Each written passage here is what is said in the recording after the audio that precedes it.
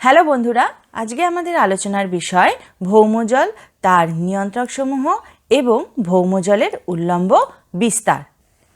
ভৌমজলের নিয়ন্ত্রকসমূহ কি কি? প্রথমে যেটি বলতে হবে সেটি হলো অধঃক্ষেপণের পরিমাণ ও তার স্থায়িত্ব।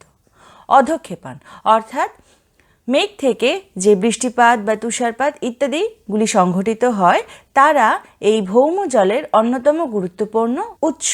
তাই এই অধঃক্ষেপণের পরিমাণ যত বেশি হবে তত ভৌমজলের পরিমাণ বৃদ্ধি পাওয়ার সম্ভাবনা বেশি হয়। আর একই সাথে অধঃক্ষেপণ যত বেশি স্থায়ী হবে তত বেশি ভৌমজলের পরিমাণও দ্রুত বৃদ্ধি পাবে বলে আশা করা যায়। দ্বিতীয় হলো মৃত্তিকার সছিদ্রতা বা সয়েল পোরোসিটি, অর্থাৎ মাটি যত রন্ধ্রযুক্ত বা ছিদ্রযুক্ত হবে তত ওই ছিদ্রযুক্ত মাটির ভিতর দিয়ে জল ভিতরের দিকে প্রবেশ করবে এবং ভৌম জল ভাণ্ডার গড়ে তুলতে সাহায্য করবে। সুতরাং সয়েল পোরোসিটি বা মৃত্তিকার সচ্ছিদ্রতা দ্বিতীয় গুরুত্বপূর্ণ নিয়ন্ত্রক। তৃতীয়, মৃত্তিকার প্রবেশতা বা সয়েল পারমিয়াবিলিটি, অর্থাৎ মৃত্তিকা জলের নিম্নমুখী চলনকে কতটা প্রভাবিত করছে এবং কতটা সহজে নিম্নমুখী চলনে সাহায্য করছে।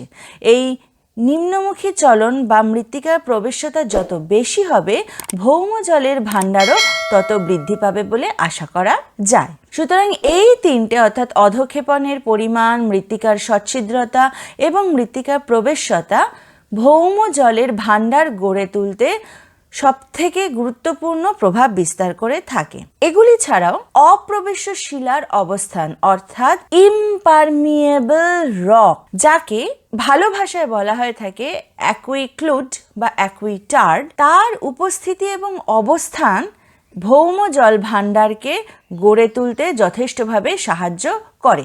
কারণ মৃত্তিকা যদি ছিদ্রযুক্ত হয়, মৃত্তিকা প্রবেশতা হার যদি বেশি হয়, তাহলে বিপুল পরিমাণ জল নিচের দিকে অবশ্যই নামবে।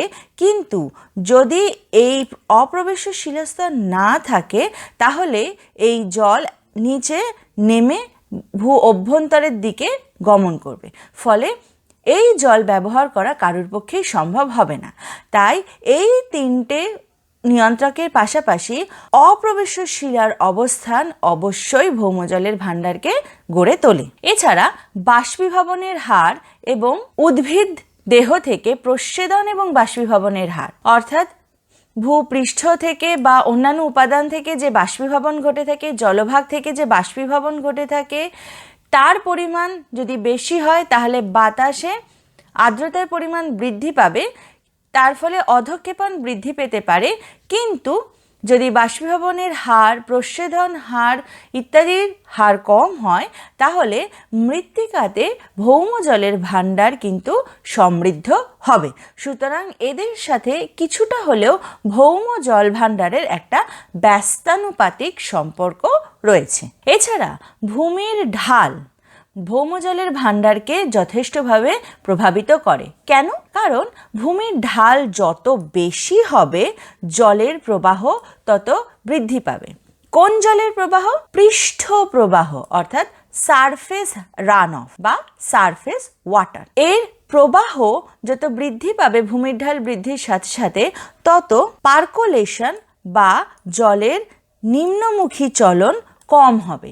এর ফলে ভৌম জলের ভাণ্ডার কিন্তু খুব বেশি সমৃদ্ধ হবে না। যদি ভূমির ঢাল কম থাকে তাহলে ভৌম জলের ভাণ্ডার বৃদ্ধি পাবে, কারণ জল তখন সহজে এবং ধীরে সুস্থে মাটির ভিতরে প্রবেশ করবে এবং একই সাথে তখন পৃষ্ঠ প্রবাহ কম হবে। এই কারণগুলি ছাড়াও উদ্ভিদ আবরণ বা উদ্ভিদের উপস্থিতি, মৃত্তিকা কতটা উদ্ভিদ দ্বারা আবৃত রয়েছে তার উপরেও ভৌম জলের ভাণ্ডার গড়ে উঠতে প্রভাবিত হয়। এখন প্রশ্ন হলো কেন? কারণ এই উদ্ভিদের উপস্থিতি যত বেশি হবে তত মাটির ভিতরের জল প্রস্বেদন প্রক্রিয়ায় এবং বাষ্পীভবন প্রক্রিয়ায় বা বাষ্পমোচন প্রক্রিয়ায় বেরিয়ে যাবে। আবার একই সাথে উদ্ভিদের আবরণ যত বেশি হবে মৃত্তিকা স্তর বা ভূস্তর তত বেশি অধঃক্ষেপণের প্রাপ্তি কম ঘটবে। এই জন্য উদ্ভিদাবরণ বেশি হলে ভৌম জলের ভাণ্ডার কম হয় বলে ধরে নেওয়া হয়। সুতরাং এইগুলি হলো ভৌম জল ভাণ্ডার গড়ে তোলার নিয়ন্ত্রক সমূহ। এবারে আমরা আলোচনা করব এই যে ভৌম জল ভাণ্ডার গড়ে ওঠে তার উল্লম্ব বিস্তার কি, অর্থাৎ তার ভার্টিক্যাল এক্সটেনশন বা ভার্টিক্যাল স্ট্রাকচারটা ভূপৃষ্ঠের ঠিক নিচ থেকেই বেশ খানিকটা গভীরতা অবধি, অর্থাৎ যে স্তর অবধি মৃত্তিকাতে বায়ু চলাচল লক্ষ্য করা যায় সেই স্তরটিকেই বলা হয়ে থাকে ভৌম জলের ভাদস স্তর, ভৌম জলের ভাদস্তর বা বায়বীয় স্তর বা অসম্পৃক্ত স্তর। কেন বলা হয় অসম্পৃক্ত স্তর? কারণ এই স্তরে, এই পুরো অংশটাতে ভৌম জলের যে পরিমাণ অবস্থান করে তা ঋতু পরিবর্তনের সাথে সাথে পরিবর্তিত হয় এবং মৃত্তিকা রন্ধ্রগুলি কখনোই সম্পূর্ণভাবে সারা বছর জলের সঞ্চয় করে না। তাই এর নাম ভাদস। ভাদস অর্থাৎ অসম্পৃক্ত স্তর। এই ভাদস স্তরের ঠিক নিচের অংশটাতে থাকে কৈশিক স্তর। কৈশিক স্তর যেখানে কৈশিক প্রক্রিয়ায় উদ্ভিদ দেহ জল সংগ্রহ করে, তার ফলে ভাদস স্তরের জলের উচ্চতার পরিবর্তন ঘটাতে সাহায্য করে। আমরা ডিটেলসে আরেকটু বাদেই আলোচনা করব। এই কৈশিক স্তরের নিচেই রয়েছে ভূজল পৃষ্ঠ বা ওয়াটার টেবিল বা সিম্পলি যাকে বাংলায় বলা হয়ে থাকে জলপৃষ্ঠ। এই জলপৃষ্ঠ স্তরটার অবস্থান এটা বোঝায় যে সারা বছর এখানে জল পাওয়া যাবে এবং এই জলটাকেই আমরা নানা কাজে ব্যবহার করব।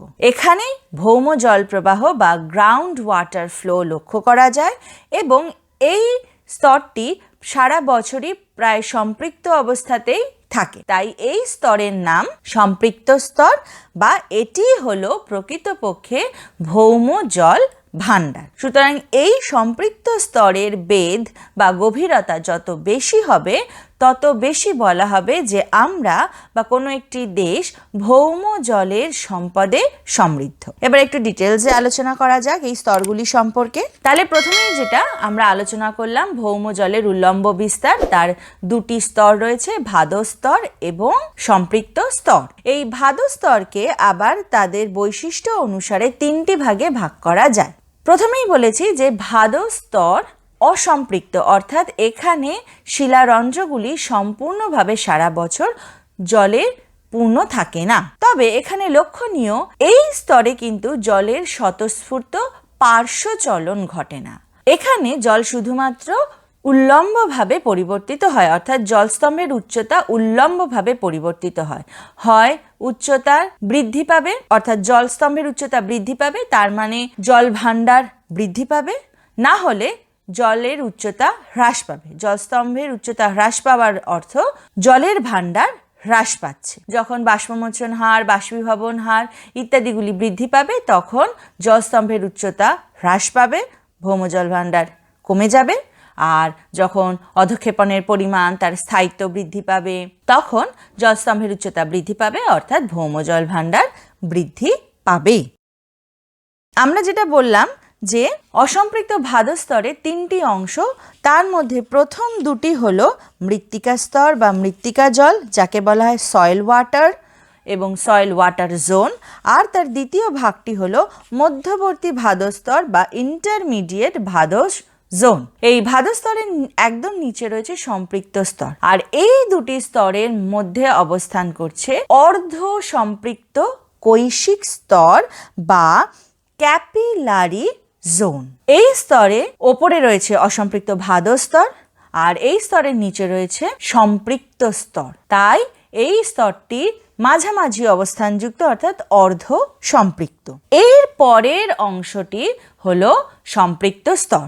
এই সম্পৃক্ত স্তর ওপরের অসম্পৃক্ত স্তর এবং প্রায় সম্পৃক্ত বা অর্ধ সম্পৃক্ত কৈশিক স্তরের থেকে ভূজলপৃষ্ঠ বা ওয়াটার টেবিলের দ্বারা পৃথকীকৃত। অর্থাৎ এই ভূজলপৃষ্ঠের নিচে সম্পৃক্ত স্তরে সারা বছর জল সঞ্চিত থাকে এবং মজার বিষয় এইখানে জলের স্বতঃস্ফূর্ত পার্শ্ব চলন ঘটে, যেটা অসম্পৃক্ত স্তরে দেখা যায় না। এখানে লক্ষণীয় এই স্তরে কিন্তু উল্লম্ব চলনও দেখা যেতে পারে, তবে অবশ্যই পার্শ্বচলন ঘটে থাকে। সুতরাং এইভাবে উল্লম্বভাবে ভৌম জলের ভাণ্ডারকে প্রধান দুটি এবং মোটামুটিভাবে তিনটি ভাগে ভাগ করা যায়। সুতরাং এক ঝলকে দেখে নিই এর বৈশিষ্ট্যগুলি বা উল্লম্ব বিস্তারের গুরুত্বপূর্ণ পয়েন্টগুলি। প্রথমেই যেটা বললাম, ভাদস্তর, তার তিনটি অংশ। তার মধ্যে প্রথম অংশটি হলো মৃত্তিকা জলস্তর বা সয়েল ওয়াটার জোন। কোন অংশটা? ভূপৃষ্ঠ থেকে যে গভীরতা পর্যন্ত গাছের শিকড় প্রবেশ করে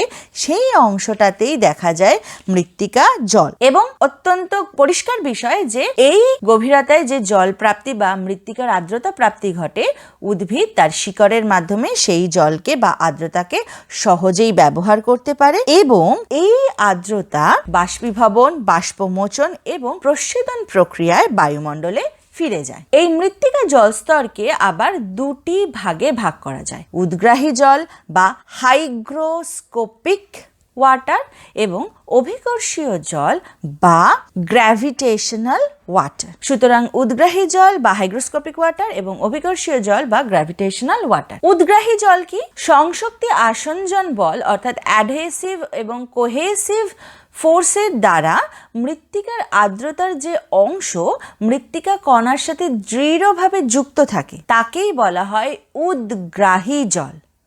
অর্থাৎ এখানে এই বল দুটির দ্বারা জল বা আর্দ্রতা মৃত্তিকা কণার সাথে এত দৃঢ়ভাবে যুক্ত থাকে যে উদ্ভিদও এই জল ব্যবহার করতে সক্ষম হয় না। উদ্গ্রাহী জল শুধুমাত্র মৃত্তিকায় অবস্থান করে, কিন্তু এটি ব্যবহারের অযোগ্য। আর দ্বিতীয় প্রকারটি হলো অভিকর্ষীয় জলস্তর। নাম থেকে বোঝা যাচ্ছে অভিকর্ষ বলের টানে যে জল মৃত্তিকারন্ধ্রের মধ্য দিয়ে একেবারে নিচের দিকে চলে যায়, আর এই জলও ব্যবহারের অযোগ্য।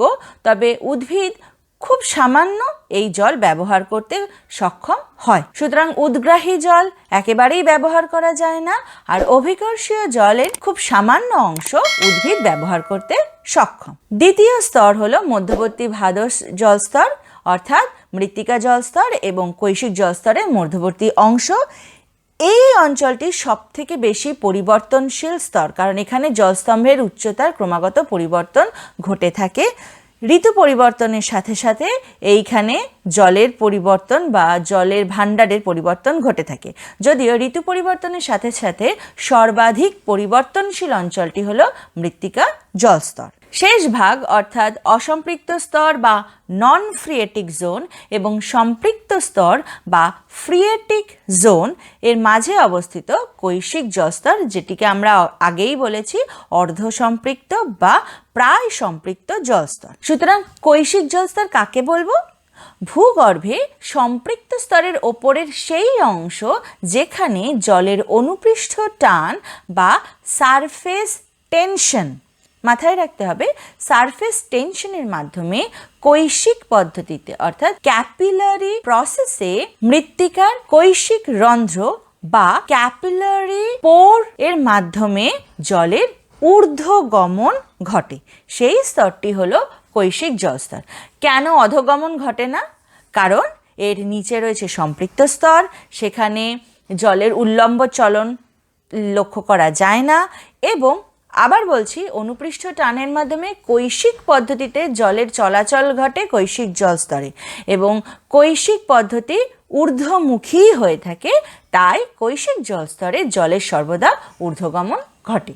সর্বশেষ এবং অতি গুরুত্বপূর্ণ স্তরটি হলো, যাকে আমরা প্রকৃতপক্ষে ভৌম জলের ভাণ্ডার বলে থাকি, সেটি হলো সম্পৃক্ত স্তর বা ফ্রিয়েটিক স্তর, যাকে সংক্ষেপে বা বোঝার সুবিধার জন্য অ্যাকুইফার ও বলা হয়ে থাকে। এখন প্রশ্ন হলো, এই স্তরটাকে ফ্রিয়েটিক এবং অসম্পৃক্ত স্তরকে নন ফ্রিয়েটিক কেন বলা হয়? আসলে এই ফ্রিয়েটিক শব্দটি গ্রিক শব্দ ফ্রিয়েট থেকে এসেছে, যার অর্থ কূপ। মানুষ তার ব্যবহারের জন্য ভৌম জল এই সম্পৃক্ত স্তর থেকে কূপ খননের মাধ্যমে সংগ্রহ করে থাকে, তাই এই স্তরটির নাম ফ্রিয়েটিক স্তর বা কূপ খননকারী স্তর।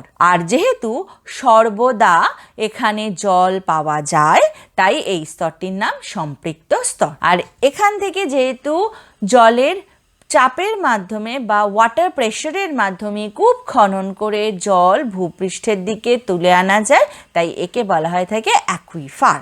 তবে অ্যাকুইফার সম্পর্কে আমরা আরও ডিটেলসে পরের ভিডিওতে আলোচনা করব। আর যেটা আমরা বলেছিলাম যে ভৌমজলের ভাণ্ডার গড়ে তোলার ক্ষেত্রে একটি গুরুত্বপূর্ণ নিয়ন্ত্রক হলো অপ্রবেশ্য শিলার অবস্থান। তাই যে কোনো অ্যাকুইফার বা ফ্রিয়েটিক স্তরের নিচে পাওয়া যাবে অপ্রবেশ্য শিলা বা অ্যাকুইক্লুড। এই অ্যাকুইক্লুড হলো সেই অপ্রবেশ্য শিলা যার ভেতর দিয়ে জল আর পার্কোলেট করতে পারে না বা নিচের দিকে নেমে যেতে পারে না, বাধ্য হয় এই অপ্রবেশ্য শিলার ওপরেই সঞ্চিত হবার জন্য। তবে এখানে দুটি ধারণা পাওয়া যাবে, অ্যাকুইক্লুড এবং অ্যাকুইটার্ড। সেগুলো কিন্তু আমরা আমাদের পরের ভিডিওতে আরো ডিটেলসে আলোচনা করব। তাহলে আমরা প্রথমে জানলাম ভৌমজলের ভাণ্ডার গড়ে তোলার জন্য কোন কোন নিয়ন্ত্রক গুরুত্বপূর্ণ ভূমিকা পালন করে, এবং তার পরবর্তীতে জানলাম ভৌমজলের উল্লম্ব বিস্তার কি এবং তার মধ্যে ফ্রিয়েটিক এবং নন ফ্রিয়েটিক জোন কাকে বলে এবং তাদের ভাগগুলি এবং গুরুত্বগুলি কি কি। সুতরাং এক ঝলক দেখে নিই। সম্পৃক্ত স্তর বা ফ্রিয়েটিক জোন বা ভাদ স্তরের নিচ থেকে অপ্রবেশ্য শিলাস্তর বা অ্যাকুইক্লুড পর্যন্ত স্তর যেখানে সকল মৃত্তিকা রন্ধ্র জলপূর্ণ থাকে। এটি হলো প্রকৃত ভৌমজল ভাণ্ডার বা গ্রাউন্ড ওয়াটার টেবল বা গ্রাউন্ড ওয়াটার জোন বা জোন অফ স্যাচুরেশন। দেখেছো কতগুলো নাম। এই স্তরে জল সর্বদা উচ্চ উদস্থৈতিক চাপ বা হাইড্রোস্ট্যাটিক প্রেসার এর মাধ্যমে অবস্থান করে, অর্থাৎ জল তার সকল অংশে সমান পরিমাণ চাপ বজায় রাখে। এই উচ্চ উদস্থৈতিক চাপে অবস্থান করে, এই জন্য এই স্তর থেকে সহজে কূপের মাধ্যমে জল উত্তোলন করা যায়। তাই এই অঞ্চলটিকে বলা হয়ে থাকে জোন অফ স্যাচুরেশন। তার সাথে সাথে ফ্রিয়েটিক জোন, কূপ খনন করা যায় এমন স্তর। তবে এই উচ্চ উদস্থৈতিক চাপে থাকা সত্ত্বেও কিছু পরিমাণ জল কখনোই এই সম্পৃক্ত স্তর থেকে উত্তোলন করা যায় না। যে জলকে এই স্তর থেকে উত্তোলন করা যায় না তাকে বলা হয় ধৃত জল বা রিটেইনড ওয়াটার, যাকে সবসময় রিটেইন করে রাখা হয়, ধরে রাখা হয়। এই সম্পৃক্ত স্তরেরও আবার দুটি উপস্তর রয়েছে, সাময়িক সম্পৃক্ত স্তর এবং স্থায়ী সম্পৃক্ত স্তর। সেগুলি কি কি? সাময়িক সম্পৃক্ত স্তর বা জোন অফ পিরিয়ডিক স্যাচুরেশন। সেটা কি? অসম্পৃক্ত জলস্তরের নিচে অবস্থিত ভৌমজল ভাণ্ডার যেখানে ঋতু পরিবর্তনের সাথে সাথে ভূজলপৃষ্ঠ বা ওয়াটার টেবল সামান্য হলেও পরিবর্তিত হয়। সুতরাং এইখানে ভূজলপৃষ্ঠ বা ওয়াটার টেবিল পরিবর্তিত হবে। কেন হবে? ঋতু পরিবর্তনের সাথে সাথে জল প্রাপ্তির পরিবর্তন ঘটবে, তাই ওয়াটার টেবিলেরও পরিবর্তন ঘটবে। তবে কখনোই এই স্তরটি পুরোপুরিভাবে জল শূন্যও হয়ে যাবে না, আবার খুব বেশি জলপূর্ণ থাকবে না, সাময়িকভাবে সম্পৃক্ত থাকবে। এর নিচের অংশটি হলো প্রকৃত সম্পৃক্ত স্তর, যেখান থেকে সারা বছর জল পাওয়া যাবে, কারণ এই স্তরে ঋতু পরিবর্তনের সাথে সাথে ভূজলপৃষ্ঠ বা ওয়াটার টেবিলের কোনো রকম পরিবর্তন ঘটে না। তাই এই অংশটিকে বা এই স্তরটিকেই বলা হয়ে থাকে জোন অফ পার্মানেন্ট স্যাচুরেশন। সুতরাং আশা করছি আমাদের এই ভিডিও দেখে তোমাদের বুঝতে অসুবিধা হবে না যে ভৌমজলের নিয়ন্ত্রকগুলি কি কি এবং ভৌমজলের যে উল্লম্ব স্তর বিন্যাস রয়েছে সেগুলি কি কি বা তাদেরকে কিভাবে সংজ্ঞায়িত করা যাবে। আরও এই জাতীয় গুরুত্বপূর্ণ বিষয় সম্পর্কে আমরা আমাদের পরবর্তী ভিডিওগুলিতে আলোচনা করব, সুতরাং আমাদের সাথে যুক্ত থাকো।